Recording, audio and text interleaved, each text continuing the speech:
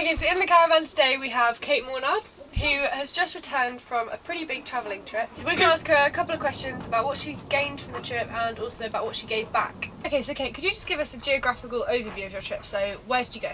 Yes, so I left from Heathrow and I flew into Nairobi, where I started a overland tour with Acacia Africa from Kenya through to Tanzania, based on the safaris, the Masai Mara, Ngorongoro and Serengeti. I then went to Zanzibar, had a few days by the beach there, and then I started a project, a volunteer project in a school. Firstly, could you just pick a favourite moment from your trip? Oh goodness. One morning in Serengeti where we saw a pack of about 15 lions, and they were about as close as a metre away from us. So that was your absolute favourite? Absolute favourite. Complete favourite. And could you tell us a little bit about the animals you saw? So you managed to see all 5 of the big Yeah, we saw the big 5. Don't ask me what they are again because I can't remember. I think they were the rhino, the leopard, lion, and then 2 more, but I can't remember which ones they were. Elephant? I don't think that's a big 5. Is it not? Oh. No, they're not the well-known ones, they're the ones that are most rare to see. So we were really fortunate to see a leopard about 4 times, and they're very, very rare to see. So we saw leopards, just zebras. The leopard whisperer. That's me. Leopards, zebras, elephants, lions, cheetahs, rhinos, hippos, all ranges of antelopes, wildebeest. You know. Did you ever feel in danger at any No. point? You didn't? I wanted to get out and stroke the lions. They're just big cats. I don't think I would really get at all. Fabulous. So after your sort of safari experience, you moved on to work in a school. Yes. Now over here you must have experienced sort of being a racial minority rather than a racial majority. How did you find that and how did you cope with it? Where the school was based was sort of 20 to 30 minutes outside of the main town in Zanzibar. So Stone Town, the main town, is used to tourists and the white people and everything. But out in the outskirts, they don't see tourists at all. So me walking around and saying what I'm wearing now would be such a shock. My hair out, my arms out. So that was sort of intimidating at first. But as soon as I walk into the school has never had a white teacher, a white volunteer, a white student. So my first introductory day, when I was walking down next to the classrooms, they all have open windows, and all these children staring out the window and hi, hi, and all the little ones would hide behind a wall and they were like giggling to themselves. They had no idea. You were just total alien. But it was so intimidating for me. I mean, totally. I'm only 18 and there were 18-year-old students there, 16-year-olds, 17-year-olds, and I'm going in there, never done any teaching before, sort of going in like, hi, I've come to teach you for a while. I mean, it kind of throws stuff in the deep end situation. Massively. It was a lot tougher than I originally thought. Yeah, so in terms of expectations, did that totally exceed it? Yes, I hadn't even thought about that. Yeah. The sort of being the minority. But what I found out was after a couple of days, once they realised I am a human, I'm not an alien, I'm just like them, they relaxed a bit and they all loved it. So. So additionally to working in the school and doing the safari, you actually had to live really basically. Yeah. So could you tell us how you sort of found going completely back to having bare minimum? So in the first 2 weeks on the tour we were camping most places, so we'd put up our tents, take them down, and in most of these places there's limited water, there's no electricity in lots of them. I mean, in the first 3 days when we camped in the Masai Mara, the only electricity would be sort of at 6 o'clock at night. They would turn on the generator, you could charge your phones, your cameras, and then after that there's nothing. It was really nice actually. Especially in that first place, just the quiet, just being with people. There weren't many of us, just seeing the stars, there's no pollution, hearing animals that are down on the Masai Mara when you're in your tent. It was incredible. I really, really liked it. And if anyone wants some advice, put your phone down for a week and your laptop and your iPad or whatever and just live without it for a week. It's amazing. So could you tell us what the difference between a house in the UK and a house in Africa was like from your own experiences? Yeah. So, for example, here we will have a main road or a street, and off the street we have the houses, and you have a back garden, then behind that you have another row of houses and a street. But there you sort of have a main road, one main road, and off of the main road there'll be sort of sand or muddy surface, and that will go out for quite a way.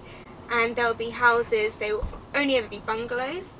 The one that I went into was miles into this sand thing, and it was tipping it down with rain. So we're walking through there, finally get to the house, and it was a lot nicer than I expected. Really? She had electricity, they had their TV on, that's all there was. So the main room, really, really basic, just a sort of rug on the floor that you sit on and eat. The bedrooms were again just nice normal rooms, but the only furniture would be sort of a wardrobe and a mattress with a sheet on the ground. No bedstead, no nothing. No bedside table. Nope. No makeup dresser. No. Only one mirror out of the 2 bedrooms I went into. Then you go outside, which is sort of where the kitchen is. I didn't get a massive look. There was a lot of smoke from where they were cooking. I then went into the toilet, which is just a drop toilet. Really? No toilet paper, no running tap. They just have a bucket of water with like a cup thing in it. So in terms of their appearances, how sort of appearance focused are they? Do they care a lot about their looks? Lots of the Arab girls do, because lots of the time they will be completely covered up and just have their eyes showing. So they have big makeup on their eyes. On their outer dress it will be sort of gold and some bling on it. But it's not like we are. They're not as self-obsessed as we are. And what's the media like over there? So do they have magazines and newspapers and radio and TV? I didn't see much of it. Really? They probably do. They do have TV. Yeah. But I wasn't in that, so I didn't see much. Sure. So in the UK we constantly are having media thrown in our faces, magazines everywhere, so they don't have any of that. It's not thrown information. No way. That must be quite nice again. Yeah. But then on the counter of that, you have people seeing that you're white and just wanting to sell to you on the street non-stop, and will do anything to get your attention. Yeah, you said that there was someone in a shop who tried to buy something and you were haggling. Yes, so I wanted to buy something from one of these shops, and all the shops, they sell the same thing, so they're all in competition with each other. So you've got to barter, and you say to them, come on, no, cheaper, cheaper, cheaper.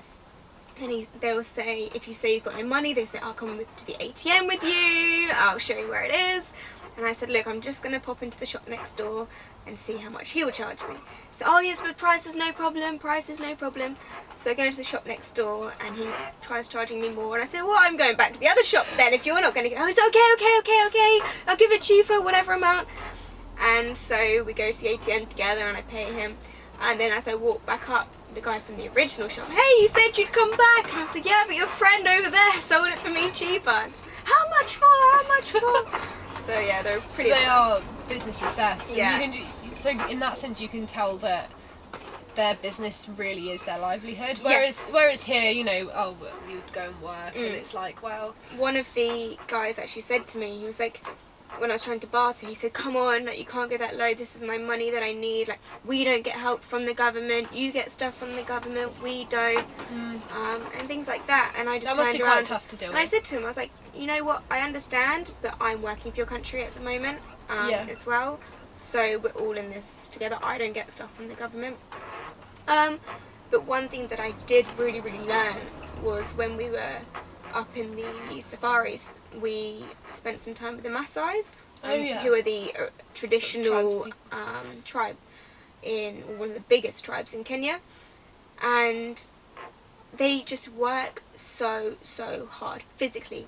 Nothing like the UK. We go to work, we sit behind a desk for 6 hours, we come home, sit on our laptop, complain that we've got no food in the house. They just do everything for themselves. They build their houses out of cow dung. They use their fire with no lighters. They use all of their resources that they have, which I think is great in some ways, because it is so resourceful and a lot more than what we would ever do. I just hate to think what they'd think if they came here and they saw everything they could use. But they know, that's the thing, Really? they do know. But they could make it easier, such as they're nomads. They move around, Sure. but they're still 4 kilometres away from the water source. So the women have to walk 4 kilometres every day to bring back water for everyone. Yeah. So in some ways, they're so tuned into their own little locations and cultures that. Yeah, Is it a reluctance to move, a reluctance to change it's towards down modern to the times? men. It's all about the Really? men. So to go and look at this village, so you have to pay $15, and that money won't go to the children. It won't go to the men. It won't go towards education. It will go towards drugs, alcohol, cigarettes, that sort of stuff for the men. So it's That's sad, mental. and they can move forward, but they're trying to So keep their corrupt. tradition as well. So Yeah, so there's a huge sort of gender parity in that. massive Total gender. big divides. Yes, but that's to do with not only the tribes and their religion, like Zanzibar especially is 95% Muslim, so that's down to their religion. Sure. Whereas in the tribes it's a lot like that. Women Really? don't have a say. There's still female circumcision going on, which is just, to me, absolutely disgusting at fire. such a young age. And what the charities and stuff are doing at the minute, they can't just go in there and say, got to stop this, because that's just going in there and destroying their culture. They do not understand.